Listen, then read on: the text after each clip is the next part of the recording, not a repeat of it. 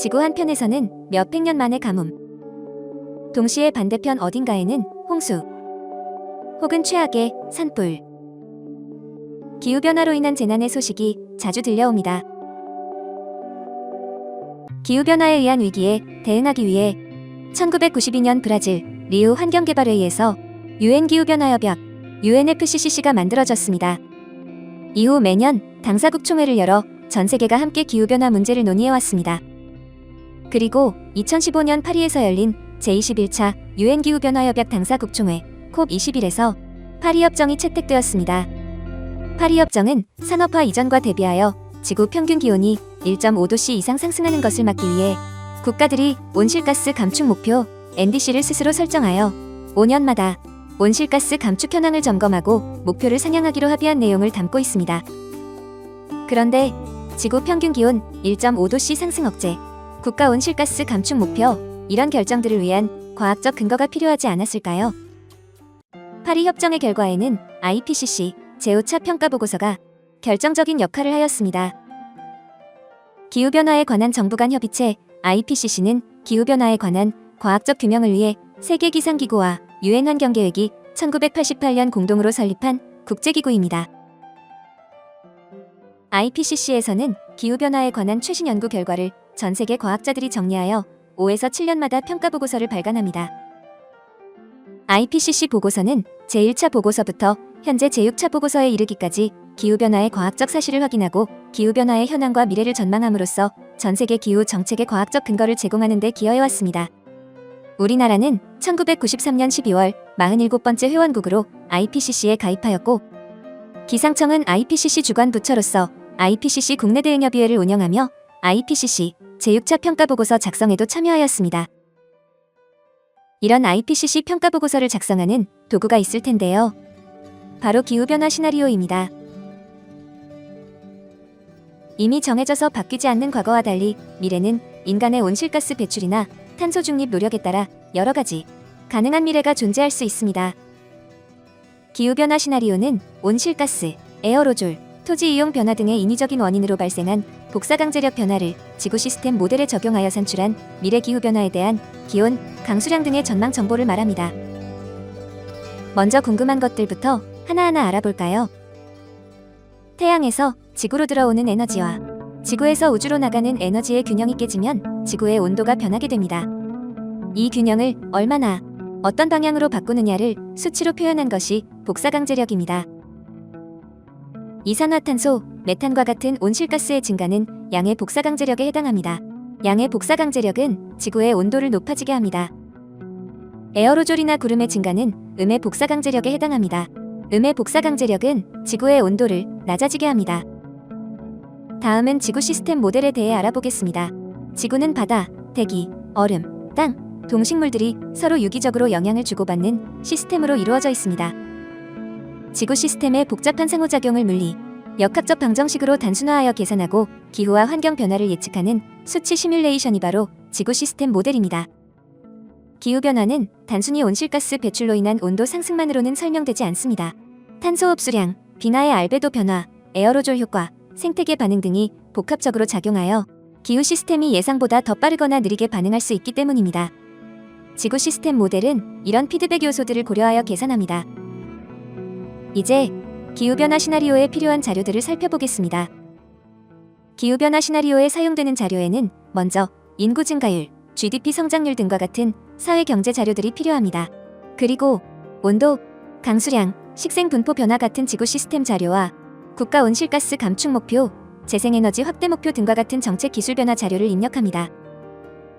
이들 자료들을 지구 시스템 모델에 입력하여 지구의 미래 기후를 계산하고 기후변화 시나리오 예측 결과를 도출해냅니다. 다음은 기후변화 시나리오의 종류에 대해 살펴보겠습니다. IPCC 제5차 평가보고서에 사용된 RCP 시나리오는 온실가스 농도에 따라 2100년 지구의 미래가 어떻게 달라질 것인가를 보여줍니다. RCP 시나리오는 온실가스 농도에 따른 복사강제력에 따라 4가지의 경로를 보여줍니다. 먼저 RCP 2.6은 온실가스 감축을 즉시 수행한 경우의 미래를 보여주는 경로로 RCP 2.6에 따르면 21세기 말 지구의 기온은 약 1.3도 오를 것으로 예상됩니다.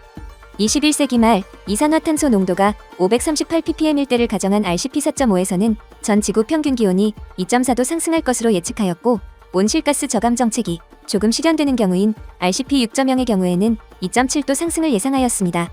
그리고 온실가스 배출이 현재 추세로 유지되는 경우를 보여주는 RCP 8.5 경로에서는 21세기 말 지구 기온이 무려 4도씨나 증가할 것으로 전망하였습니다. 여기서 RCP 뒤에 붙는 2.6, 8.5 등의 숫자들의 의미가 궁금할 텐데요.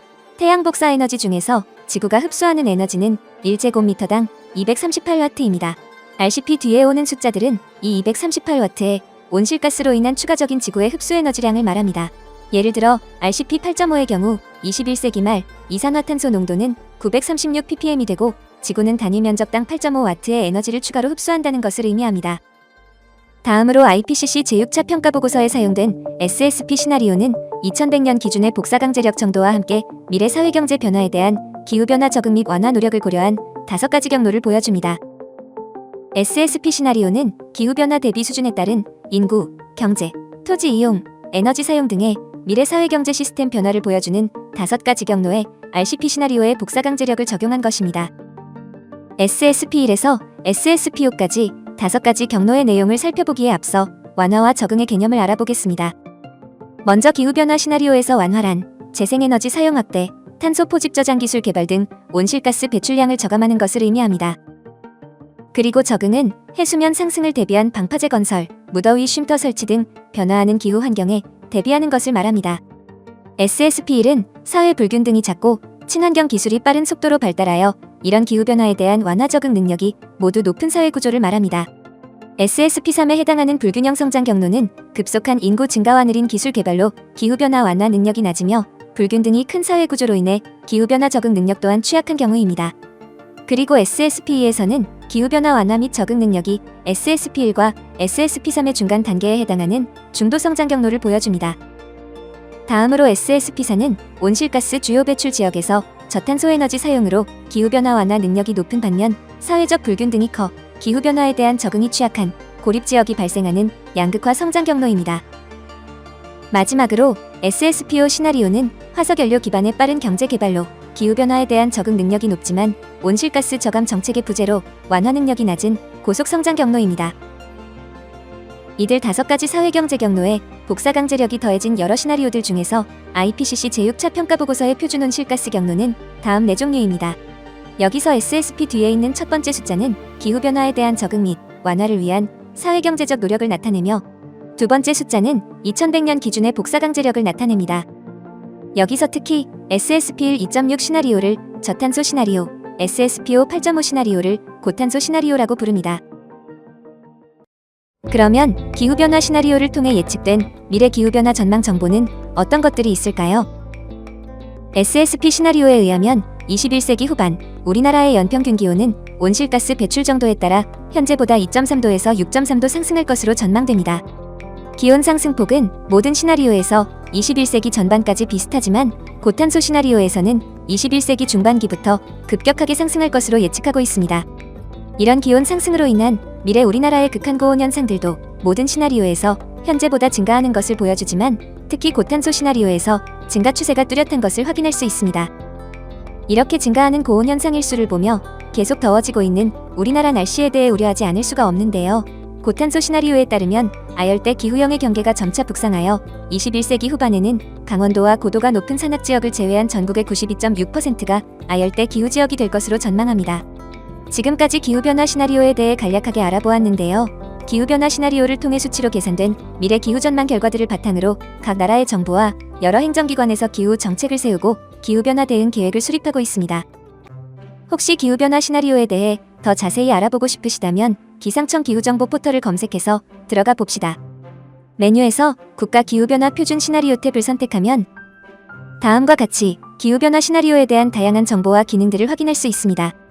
특히 기후정보 포털의 기후변화 시나리오 도구를 이용해 미래 기후에 대한 다양한 질문들의 답을 직접 예측해보는 것도 의미 있는 경험이 될 것입니다. 또 기후정보 포털 메뉴 상단에 있는 기후변화 상황지도를 통해서도 여러가지 유용한 정보들을 이용할 수 있습니다. 기후변화 상황지도는 과거부터 미래 100년까지의 지역별 기후변화 상황을 누구나 쉽게 조회하고 활용할 수 있도록 만든 공간정보 시스템 기반 서비스입니다. 지도에서 주소를 입력하거나 행정구역을 선택하는 방식으로 내가 살고 있는 지역의 평균 기온, 강수량 등의 기후 요소와 폭염일수, 호우일수 등의 극한 기후 지수를 조회할 수 있습니다. 50년 후 우리는 지금과는 다른 기후 환경 속에 살아가게 될 것입니다. 여러분은 어떤 곳에서 살고 싶으신가요? 시청해주셔서 감사합니다.